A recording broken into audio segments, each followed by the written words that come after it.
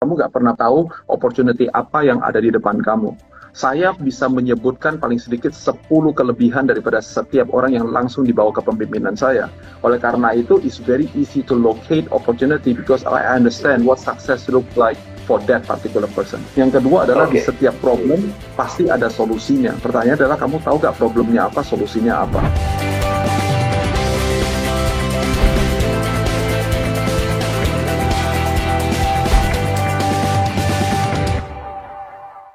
Talking about business now, David. Saya tahu yang apa what I know about you is actually you are having a lot of great conversation with founders, orang-orang yang luar biasa gitu ya. And founders is actually a business owner. Founders is actually pendiri bisnis-bisnis yang luar biasa. So can you imagine the capacity of David gitu? Karena ngomong sama banyak founder, ya kan? Ya, tanpa kita aware, sama lah di Gratis. When I was a business coach gitu kan ya, saya coaching langsung para pemilik bisnis. Wow, I teach them, I coach them, tapi sebenarnya saya juga belajar banyak dari pandangan-pandangan mereka, baik yang negatif maupun yang positif, gitu ya. Nah, so the question is about business sekarang. Jadi kalau menurut seorang David Cokro Raharjo gitu, bisnis ya, untuk bisa bikin bisnis yang sukses, suksesnya nggak usah kutip sih, sukses jelas lah. Kalau di bisnis yang very basic lah, belum sosial, belum spiritual, yang basic pokoknya make it profitable dulu deh. Apalagi buat bisnis ownernya nanti bisa bikin jadi autopilot. Nah itu berarti bisnis udah semakin profesional gitu kan. Nggak harus ada kita baru bisnis jalan. Ya, hard eating saya sering bercanda gitu ya. Ya, hard is hati, eating makan, David. Masih ingat bahasa Indonesia dong ya, makan hati gitu kan sama karyawan, karena dia nggak tahu cara rekrut tim yang bagus dan jadi super team gitu kan. Nah, what is your tips? What are your tips gitu, practical tips untuk business owners supaya bisnisnya benar-benar bisa jadi semakin profitable dan autopilot? Belum soal tentang akhirnya berdampak lebih banyak dan sebagainya, itu kan sosial dan sebagainya ya, purpose dan sebagainya. Ini yang basic dulu deh, supaya bisnis jadi profitable dan autopilot. What would be your practical tips? Ya, profit itu tidak lari dari 3 hal. Yang pertama adalah secara produk kamu mesti bisa profitable. Jadi semuanya saya beli Rp10.000, kamu mau jual berapa? Nah, kata kuncinya di zaman-zaman sekarang adalah overtime. Karena yes, kadang-kadang kita beli Rp10.000, kita berani untuk jual di Rp10.000. Berarti nggak untung dong. Atau beli di Rp10.000, jualnya di Rp9.000. Rugi Rp1.000 dong, betul. Tapi overtime-nya seperti apa? Nah, tapi di level produk, kamu harus bisa untung. Kalau di level produk nggak bisa untung, then the second layer will be very tough. Yaitu yang kedua, itu namanya adalah operations. Di level operations, itu adalah sebelum operation, kita yang pertama dulu. Jadi, poinnya David yang pertama adalah make sure your product itu untung. Jadi, tanda kutip per item, tanda kutip gitu ya. Harus ngelihatnya begitu. I see, oke. Jadi bukan jangan ngelihat dari sisi bisnis dulu, apa yang Anda jual. By the way, produk juga, jasa juga ya, David ya. Dua-duanya lah, sama lah, tanda kutip it's a product. Jadi pertama kita mesti lihat micro dulu, lihat P&L, profit and loss dari setiap produk kita. Itu menguntungkan atau enggak? Is that your point? Yep, of course. Ya. Oke, good. Nah, yang kedua. Tapi kata kuncinya adalah overtime ya, Yohanes. Kadang-kadang ada bisnis tertentu adalah mungkin di awal mulanya kita belum bisa untung, tapi pertanyaannya adalah kamu bisa bikin proyeksi nggak setelah contoh ini, kalau sebenarnya 20 tahun lagi baru bisa untung. Dan jawaban saya adalah makanya it is not investable atau in your language nggak bisa auto run. Kenapa? Karena setiap kali kita jualan kita harus top up sesuatu untuk bisa be profitable atau make it survival kayak begitu. Jadi yang baik adalah contohnya kita bilang gini, oke, selama 3 bulan ke depan untuk kita bisa acquire customer, kita terpaksa mesti jualnya 10% daripada lebih murah daripada cost kita supaya orang bisa datang ke tempat kita. Menurut saya itu hal-hal yang masih boleh dinegosiasikan. Tapi prinsip dasar daripada profitability adalah overtime, apakah secara produk kamu profitable atau tidak. Yang kedua adalah secara operasional. Artinya apa? Ya oke. Banyak orang yang secara produknya dia untung, tapi kemudian dia tidak menjaga dengan baik tentang operasionalnya gitu. Semuanya pakai gaji orang. Dan saya nggak heran kalau semuanya lagi kena COVID-19, tiba-tiba semuanya jadi ambaradul semuanya gitu. Sebagai contohnya, orang punya restoran. Dari zaman dulu gitu ya, saya selalu bilang sama orang, kenapa restoran lu perlu ada 20 waiter? Oh ya, karena nggak bisa. Kayak begitu. Ternyata sekarang COVID-19 yang 20 orang hilang, sekarang cuma 4 orang jalan. Nah, kenapa kok sekarang bisa? Kenapa dulu nggak bisa? Karena dulu produk profitnya tinggi dan kita berpikir bahwa any problem should be solved by hiring more people. Nah, tapi operations daripada bisnis kita masing-masing tidak belum tentu perlu menggunakan hanya semuanya satu orang murah, mungkin cuma 3 juta, 4 juta. Tapi kalau dikumpulkan, kalau lagi operationsnya gede, nah maka apa namanya penjualannya menurun, maka operationsnya langsung menjadi berdarah-darah gitu. Jadi itu yang kedua yang saya dua dulu, ada tiga ya tadi ya, tapi kita ke satu dulu. Jadi yang pertama lagi, waktu David ngomong overtime, itu artinya adalah, kalau kita terjemahin, artinya adalah boleh secara item atau secara produk atau jasa Anda sekarang belum menguntungkan, boleh. Tetapi selama kita punya plan, proyeksi, plan, forecast gitu ya, ke depan bahwa ini akan untung nih di tahun ketiga, that's okay, nggak apa-apa. Selama kita yakin itu nggak optimistik dan nggak pesimistik, realistik gitu ya. Itu yang pertama, overtime, mengikuti waktu gitu ya, nanti bisa profitable. Yang kedua tentang operation, berarti kalau saya ngelihatnya David actually lagi talking about P&L nih gampangnya gitu kan ya. Oke, lu untung secara produk, iya di gross profit. Tapi sebentar, hati-hati lu. Karena you merasa untung di setiap produk atau di setiap jualan, dengan mudahnya nambahin orang jadi operating expense, which is fixed cost. Gitu ya. Itu poinnya mungkin kalau dilihat dari profit and loss gitu ya. Kalau dari kacamata itu saya nangkapnya. Jadi mesti sangat-sangat efektif untuk orang ini. Operationnya berarti operationnya adalah bukan cuma soal nambahin orang, tapi how you can make a system sehingga orang itu bekerja lebih efektif dan lebih produktif. Kira-kira terjemahan saya begitu ya? Very good. Oke, siap. Right. Now, you have the third point? David? Ya, the third point adalah then kalau kita sudah bisa secara produk, secara operations, baru yang ketiga sekarang ada investing activity. Jadi banyak orang yang bisa untung, perusahaannya untung, tapi dia nggak ngerti sebetulnya hitung-hitungan seorang investor itu seperti apa. So kalau kamu nggak ngerti hitungan investor seperti apa, menurut kamu ini menguntungkan, no investor will be investing in your business because you don't have the investor's mindset. Jadi itu sih, saya rasa tiga hal yang when you think about profit yang ketiganya boleh David elaborate. Yang ketiga boleh elaborate sedikit. Bahwa apa tadi poin ketiganya, bahwa harus gimana? Mungkin banyak orang belum paham poin ketiganya, David. Oh yeah, of course. I mean like Yohanes, ada banyak orang yang ketemu sama saya cerita panjang lebar tentang bisnisnya. Dan jawabannya adalah 10 tahun dari sekarang uang saya belum tahu kapan kembalinya. Kembalinya dari satu adalah return on investment ya kan. Kapan mau dikembalikan sama saya? Mau kembalinya 1 tahun, 2 tahun, 3 tahun, 10 tahun, 20 tahun? Nah, itu mesti pertanyaan. Nah kalau kamu bilang mau pulangin kepada saya 10 tahun daripada sekarang, tapi kemudian pulanginnya cuma modal doang, tapi tidak dikembalikan dengan returnnya seperti apa, then of course it's not interesting for me, betul nggak sih? Ya kan kita harus berpikir bahwa Fit, gue bisa pulangin dalam waktu 3 tahun dan uang lu 10 perak bisa jadi 50 perak dalam waktu 3 tahun. Nah, then of course it's something yang profitability-nya jelas gitu, apa yang mau di-return kepada kita gitu. Nah, itu yang saya rasa kita masih sangat kekurangan di banyak daripada pengusaha yang nggak mengerti gimana caranya menghitung nomor itu. Jadi nomor itu semuanya adalah nomor yang cuma diambil dari langit doang gitu. Semuanya adalah, itu tahu nggak di Singapura atau di Jepang, di Amerika ada perusahaan apa, mereka valuasinya adalah 20x revenue. Jadi kan kita di Indonesia, ya udahlah saya diskon aja 10x revenue. Oke, terus dari mana? Kan, yang paling penting kan pokoknya valuation akan terus berkembang terus. Nah, itu I think what the current pandemic dan yang bergerak kepada ekonomi, what it is teaching everybody is that is not sustainable. Gitu. Jadi saya rasa bukan apa, saya rasa zaman dulu orang juga istilahnya belum terlalu mengerti, kita tahunya sedikit-sedikit. Tapi now 2020 masuk 2021 menurut saya kita mesti jadi pengusaha yang lebih pintar gitu loh. Ya kan, supaya kita ngerti apa yang kita jual, value-nya seperti apa. Nah, kalau kita bisa lakukan itu dengan baik, saya yakin bisnis kita juga akan sustainable gitu.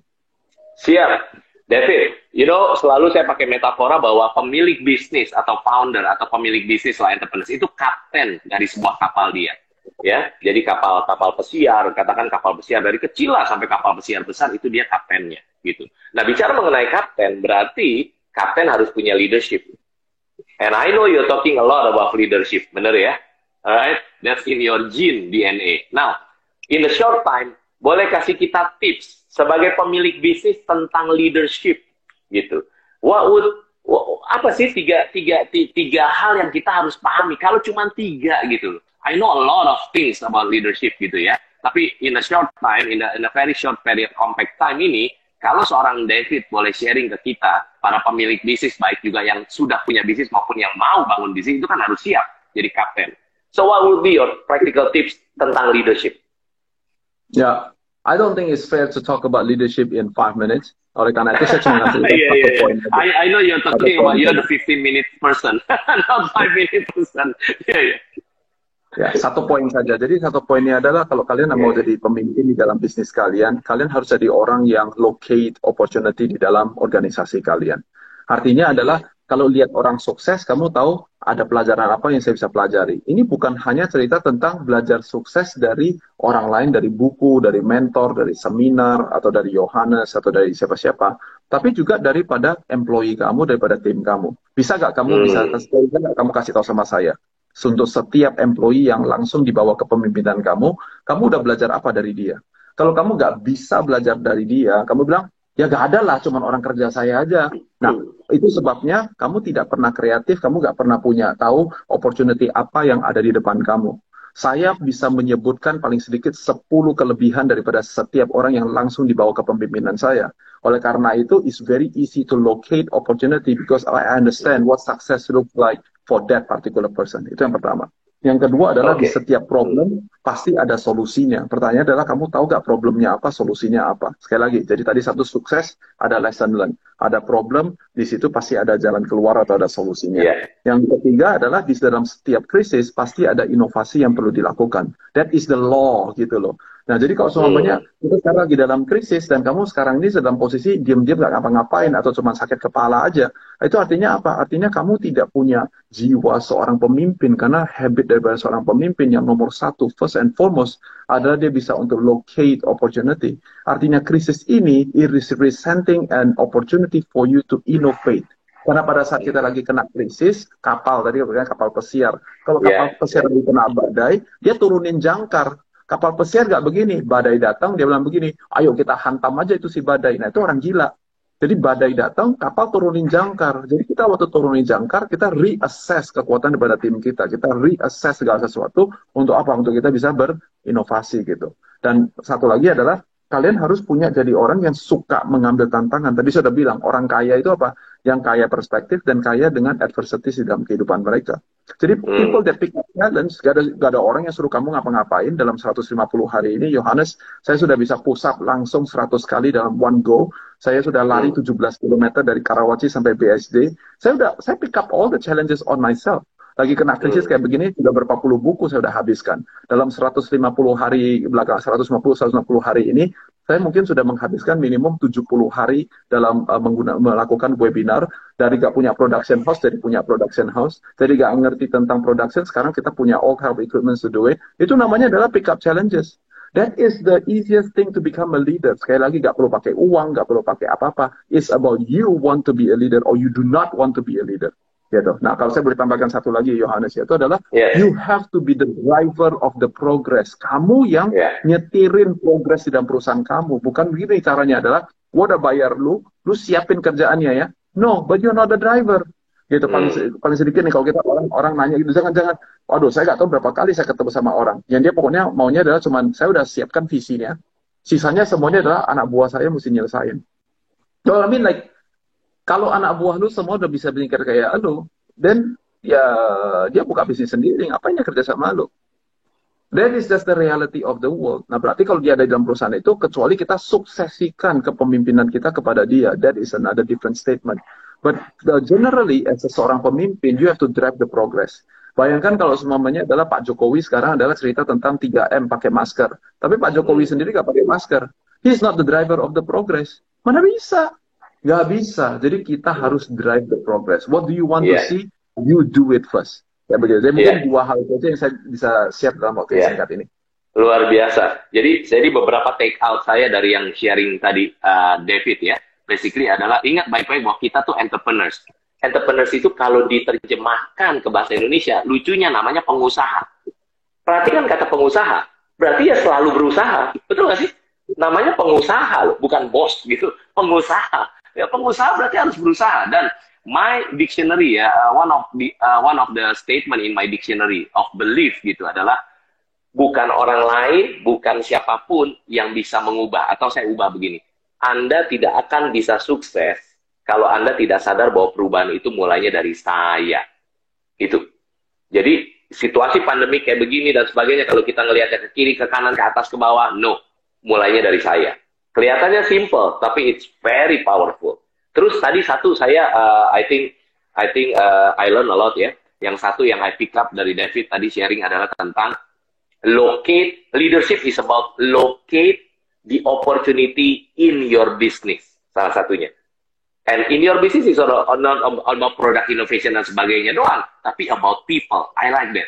Leadership is about locate opportunity in the people, in your team. Wow, that's deep. Ya, that's deep gitu. Kalau orang yang nangkapnya cuma sekilas, no, it's not. Jadi kalau kita nggak bisa belajar dari tim kita, dari manajer kita, dari director kita, dari tim kita, berarti ada yang salah. Sama siapa? Sama leadernya. Ya kan? Leadernya. Berarti kita belum bisa menarik orang yang begitu qualified, yang bisa kita belajar dari sana. Jadi I put into more practical gitu. Jadi makanya kenapa I'm so grateful ya, David, di pandemic ini kita malah bangun 4 bisnis baru lagi di Gratio 360 Companies. And you know what? Dari 2 new companies, new business yang kita bangun di Gratio, itu dua-duanya datang dari my team. Jadi they become my business partner. Because I learn from you, we have to locate. Ya, I learn from your statement. Kita harus locate. Ada nggak orang-orang yang potensinya besar? Kita bikin orang-orang tersebut mencapai mimpinya, mimpi kita juga tercapai kok. Jangan fokusnya ke mimpi kita terus gitu kan ya. Oh, that's a great tips about leadership. Jadi, nah mungkin praktisnya begini David. Banyak orang yang bilang, wah itu mah David sama Coach Johannes mah enak, timnya bagus-bagus. Saya itu cari karyawan bagus aja susah gitu kan ya. Gimana bisa locate? Orang hard eating terus, hard eating tadi ya, makan hati terus gitu loh. Boro-boro orangnya punya drive gitu. By the way, common sense is very important. Ya, begitu rare-nya common sense sampai kalau kita ketemu orang yang punya common sense, akal sehat, itu bisa disebut superhero ya David ya. Karena everything is di common sense ini gitu. So makanya gimana caranya? Ya belajar dari orang-orang yang bisa rekrut karyawan bagus, tahu caranya bisa narik orang mau jadi timnya. Belajar aja, belajar dari pengalaman banyak orang lain adalah guru yang terbaik. Karena saya mau kaizen, saya mau continuous improvement dari kalimat pengalaman sendiri adalah guru yang terbaik. I don't think pengalaman sendiri ada guru yang terbaik. Belajar dari pengalaman banyak orang baik, orang lain adalah guru yang terbaik. Kenapa begitu? Karena hidup ini singkat. Betul ya David ya? Hidup ini singkat. So that's why I learn from you, I learn from a lot of people gitu ya. And that's a great thing. That's a great thing. Nah, saya mau loncat balik lagi ke kehidupan terakhir. Ke kehidupan. Ya, ke sekolah kehidupan. Dari tadi udah ngomongin investment. Udah ngomongin tentang bisnis, udah ngomongin tentang leadership. Now, kita ngomong tentang kehidupan, which is jauh lebih penting dari 3 yang tadi kita ngomongin. Ya, oke? Okay?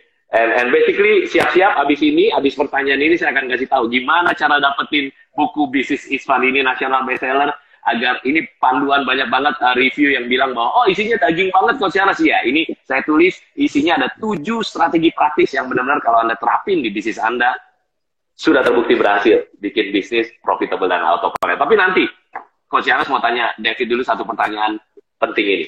David, you are amazing, punya kehidupan, story dari awal segala macam sampai akhirnya ke Amerika. Di Amerika juga saya percaya kalau digali terus ceritanya banyak banget yang luar biasa dan menginspirasi. Balik ke sini and you make something, you make a dent in the universe, sovereign capital. Sekarang you want to make the second dent gitu ya.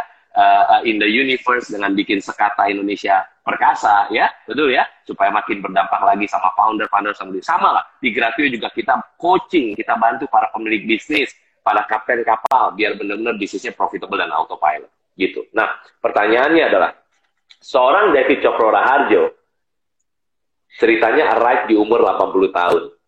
Oke? Seorang David yang umur 80 tahun. Nah, pertanyaannya adalah David, seorang David yang umur 80 tahun, akan kasih petuah bijaksana apa ke orang-orang yang nanya ke David yang umur 80 tahun saat itu? I think the message is the same. Message-nya adalah, visi saya adalah getting you there.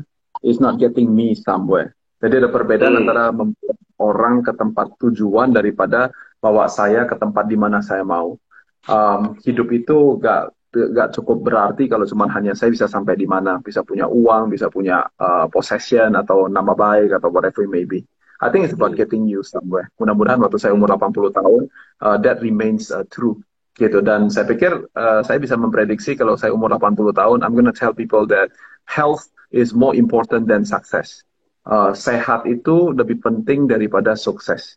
Gitu. Jadi orang yang sehat, dia di umur 80 tahun, dia masih bisa menunjukkan bahwa kamu suka gak kehidupan saya begini. Nah, sukanya ini harusnya bukan tentang berapa banyak mobil, rumah, atau vacation, atau whatever other things yang bisa ditunjukkan, tapi lebih kepada bahwa kita masih sehat di umur 80 tahun. Jadi ada 9 hal yang menurut saya yang penting gitu. Saya umur 80 tahun, kita bisa memberitahukan bahwa kamu perlu sehat secara fisik. Gitu ya, jadi bukan 80 tahun jadi gudang gula, jadi gudang nggak tahu apa-apa kayak begitu, tapi tetap bisa sehat gitu, secara fisik. Yang kedua adalah sehat secara emosi. Ya kan, semua orang bisa sedih, bisa senang, bisa marah. Tapi bagaimana kita sehat secara emosi kita? Ada waktu, ada tempat di mana kita bisa marah, ada waktu di mana kita bisa sedih, tapi kita bisa untuk balance it out dengan cepat. Itu yang kedua. Yang ketiga adalah sehat secara mental. Karena banyak orang yang sudah sukses, yang semakin tua, secara jiwanya malah menjadi semakin terganggu gitu. Jadi itu yang ketiga, yang mental kita juga perlu punya kesehatan.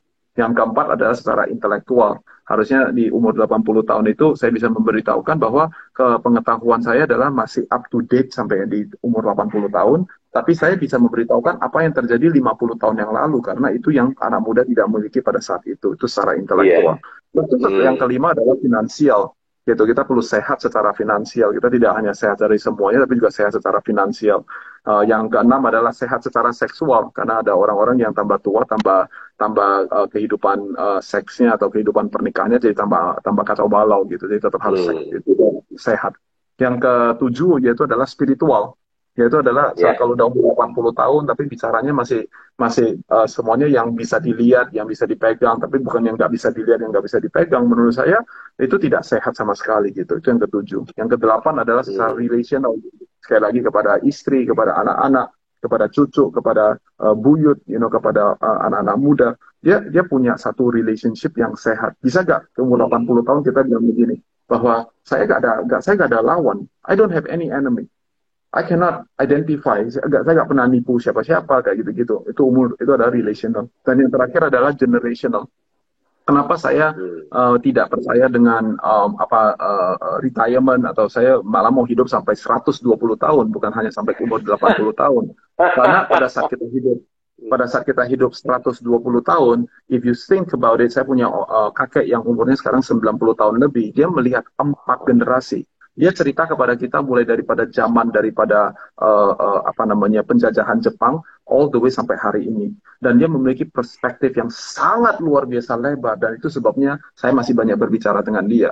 Jadi kalau kita bisa hidup 80 atau 120 tahun, kita menjadi jawaban untuk bangsa dan negara kita, karena mereka butuh untuk dengerin kita. Karena kenapa? Tanpa perspektif yang panjang itu, kita gak ngerti ceritanya, tiba-tiba masuk di bab 10 gitu, dan kita bilang, solusinya apa? Gak bisa diselesaikan karena kamu gak tahu bab 1 sampai bab 9-nya apa. Jadi itu adalah sesuatu yang sifatnya adalah generational, mesti diturunkan dari generasi kepada generasi kepada generasi. Maka dengan cara demikian saya tidak mau cuma menjawab waktu saya 80, saya 120 pun saya masih mau menjawab seperti demikian. Jadi itu 9 hal yang menurut saya itu penting. Bendera besarnya adalah getting you there, and healthy is more important than being successful. Keren banget, 9 aspeknya lengkap banget itu ya. Kayaknya itu aja udah lengkap banget, itu luar biasa. David, izinkan saya untuk kasih tahu yang lagi nonton, yang lagi belajar sama kita untuk bisa dapat buku ini ya. Oke, so a quick one, it's very easy. 3 langkah doang. Berapa langkah? 3 langkah. 3 langkah mana dia? 3 langkah ya. 3 langkah. Yang pertama adalah Anda follow dulu ya. Nama saya Coach Yohanes G. Pauli, berarti IG-nya adalah Yohanes G. Pauli dan David Cokro Raharjo ya. Anda follow Instagramnya Coach Yohanes G. Pauli dan David Cokro. Itu yang pertama. Yang kedua, setelah Anda follow, Anda DM, direct message, kirim pesan langsung ke Yohanes G. Pauli, Coach Yohanes G. Pauli ya. Nah, kirim pesannya itu isinya cuma 4 info simple aja kok ya. Yaitu apa? Kasih kode supaya nanti tim saya tahu bahwa ini dari acara ini. Kodenya adalah Nama saya Coach Yohanes G. Pauli, singkatannya Coach YGP atau Coach YGP, dan tamu saya spesial ini namanya David, ya, David Cokro Raharjo. Jadi simpelnya adalah Coach YGP David, ya, oke. Jadi DM-nya cuma Coach YGP David, lalu kemudian nama lengkap Anda, lalu kemudian nomor WhatsApp Anda dan email Anda. Udah, itu aja, itu langkah keduanya. Nah, langkah ketiganya apa, Coach Yohanes? Langkah ketiganya Anda tunggu nanti Gratio Team akan ngelihat semua DM atau DM direct message yang masuk, dan Anda yang beruntung, maka Anda akan ditanya alamatnya di mana. Buku ini langsung jadi milik Anda gratis dan dikirim ongkirnya pun gratis selama se-Indonesia. Oke? Siap? So, lakukan 3 langkah itu. David, wow, thank you so much buat learningnya. 1 hour lebih gitu ya, mungkin 1 hour kurang atau lebih, tapi menurut saya sangat full pack. Kalau nanti banyak orang yang nonton dan catat, dan bukan cuma belajar, tapi lakukan di hidup Anda, pasti luar biasa. Ya, I respect you so much, and I pray that you always giving more positive impact to the surroundings pastinya ya. Buat bangsa ini, Indonesia pastinya, melalui sovereign capital buat digital startup dan startup yang ada ya, dan juga tentu dari Sekata ya. Sekata you gonna focus more a lot of founders supaya biar bisa jadi tujuan kita hampir sama. Saya ngelewatin bisnis lewat founders, David lewat leadershipnya untuk bikin si foundersnya untuk bisa bikin bisnis semakin sukses lagi. Tujuannya bukan buat foundersnya doang, tapi buat orang sekitarnya, sekelilingnya, bahkan sampai bangsa ini, bahkan sampai dunia. So thank you so much, David. God loves you always abundantly, and keep in touch. Sampai ketemu lagi, David. Thank you so much. Okay. Bye-bye. Bye-bye.